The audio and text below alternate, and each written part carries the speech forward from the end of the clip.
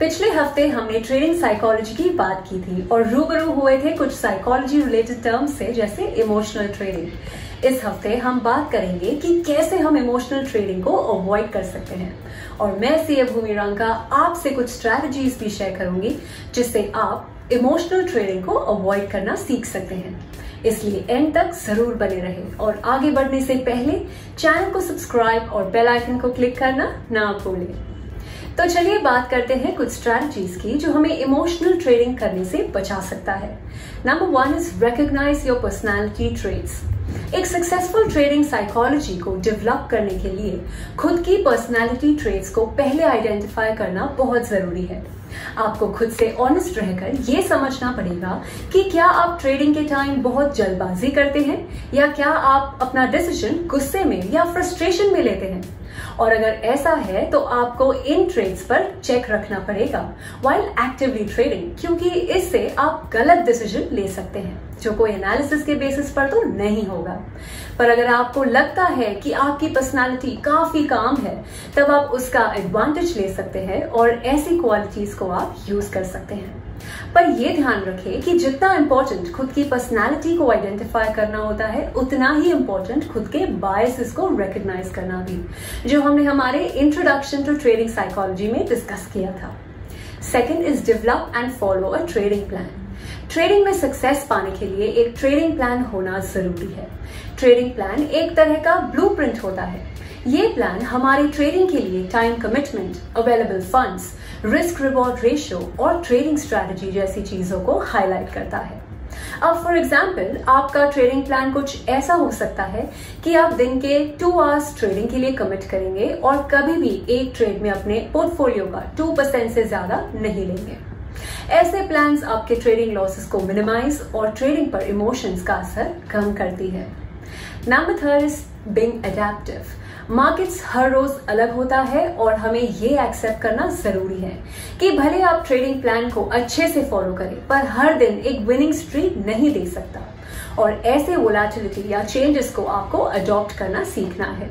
अगर volatile days आपके लिए कुछ नया है तो आपको कुछ समय तक अपनी ट्रेडिंग को होल्ड करना चाहिए जब तक आप श्योर ना हो जाए कि आखिर क्या हो रहा है।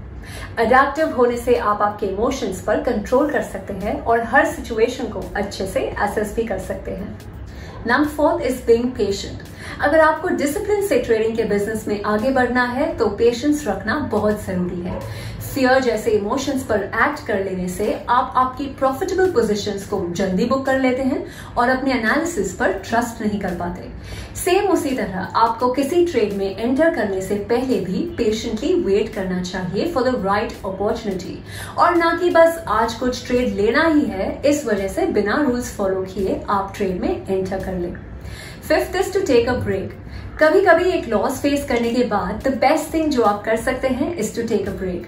थोड़े दिन अपने ट्रेडिंग अकाउंट से दूर रहिए और अपने थॉट्स को गैदर करके आप अपने आप को रिफ्रेश करें, क्योंकि जल्दी जल्दी में लॉसेस रिकवर करने के लिए एंटर करे हुए ट्रेड्स में ना तो कन्विक्शन आ पाता है और ना ही वो ज्यादा एक्यूरेट होते हैं।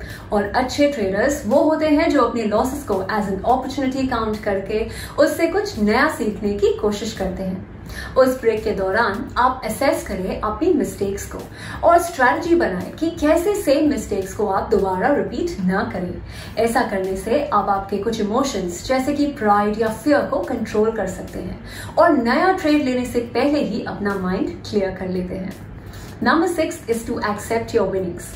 जितना इंपॉर्टेंट लॉस के बाद ब्रेक लेना होता है उतना ही इंपॉर्टेंट प्रॉफिट्स को एक्सेप्ट करके शांत रहना होता है।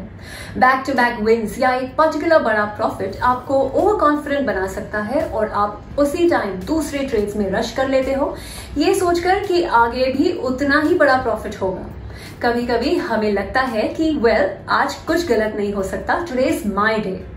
ऐसे इमोशन हमें अननेसेसरी रिस्क लेने पर मजबूर कर देता है और हम जल्दी में अपना पोर्टफोलियो भी डाइवर्सिफाई करने लग जाते हैं विदाउट डूइंग मच एनालिसिस। ऐसे टाइम हमें ये याद रखना चाहिए कि हैप्पीनेस भी डर या गुस्से जैसा एक डेंजरस इमोशन है और ओवर हैप्पीनेस भी कभी हमारे डिसीजंस मेकिंग एबिलिटी को इम्पैक्ट कर सकती है। Lastly, my friends, it is important to maintain a trading journal, जिसमें आप आपके सारे losses और wins का रिकॉर्ड रख सकते हैं और सारे इमोशंस का भी that you were experiencing तभी। ऐसा करने से आपके पास एक डेटा होगा जिससे आप इजीली पता लगा सकते हैं कि आप ट्रेडिंग में सही डिसीजन लेते हैं या गलत। सो ये थी कुछ स्ट्रैटेजीज जो मुझे लगता है कि इमोशनल ट्रेडिंग को कंट्रोल करने में आपकी हेल्प कर सकती है। वेल दोस्तों, आपके इस टॉपिक पर क्या विचार या एक्सप्रेशंस है हमारे साथ शेयर करें कमेंट सेक्शन में, और आगे ऐसे एजुकेशनल कंटेंट देखते रहने के लिए इस वीडियो को लाइक और चैनल को सब्सक्राइब करना ना भूलें।